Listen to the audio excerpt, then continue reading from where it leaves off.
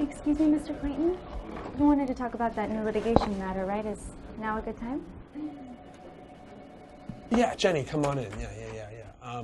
Listen, thanks for helping me out with all this. It should be pretty straightforward. Did you get that email I forwarded you from my sister-in-law? I did indeed. Got it this morning right after you forwarded it. As I understand it, your brother and your sister-in-law hired this guy Belinda to do some design work, paid him a bunch of money, and ended up with nothing to show for it, right? Yeah. Now listen, is there anything else you need from me to start drafting a complaint? I think I have most everything.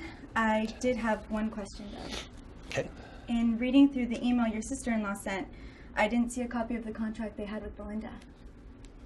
Well, any documents show up in their correspondence in the emails?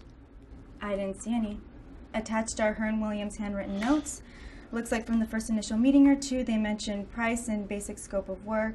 And there were some emails exchanged, but it was later on in the process, like mainly them asking, hey, when do you think the site's going to be ready? And Belinda giving various excuses for the first little bit, and then it's just them emailing and getting understandably more frustrated. Yeah. Okay, well, I could ask them if they have anything else, but it shouldn't be a problem, should it? This isn't a real estate contract or anything, so a verbal contract, if that's all they have, that should be enforceable, right? Certainly. I don't think there's an applicable statute of frauds here, so a verbal contract is enforceable, but there is one thing we need to look at. Okay, shoot. So when did you say the contract was breached? I didn't see anything specific in the email or documents, but the last emails are around the end of November. Right, Stephanie was telling me about this at Thanksgiving. William had told her about Belinda disappearing or whatever. The day before their little girl was born. It must have been November 30th. Susie just turned 2 on December 1st, so yeah, that's November 30th. That's the latest it could be. Oh.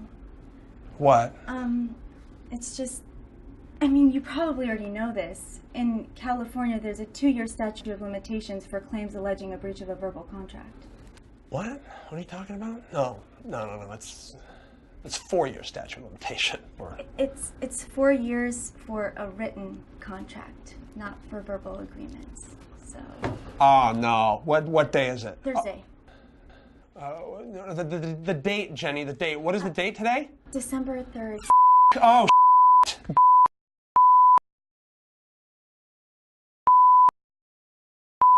Sorry, sir. I wish I would have seen. Sir. No, Jenny, I'm sorry. I shouldn't have said that. I'm sorry. Let me think for a second. Okay. So come on. It's not like they actually hired me, right? We didn't ever sign an actual fee agreement. Hell, I didn't even ever send them one. I gotta make a phone call. Okay. Whew. Go ahead and just draft that complaint. Okay. So there's no fee agreement. I'm not even their actual lawyer, right? So what's the big deal here? It's not like they even paid me for the time that I actually helped them out to set up the corporation. I only hear from these people once a year. Thanksgiving. Absolutely. I'm sorry, Jenny.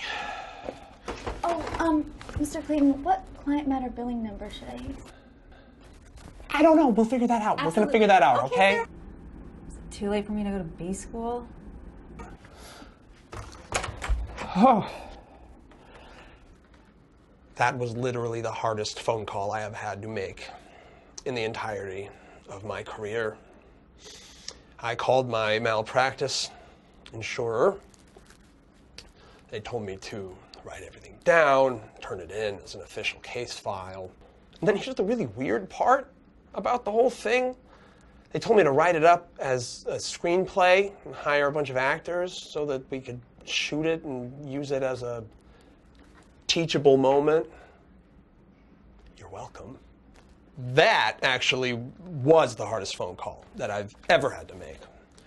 Malpractice people were not happy. They, however, do not yell, and I don't have to see them on the holidays.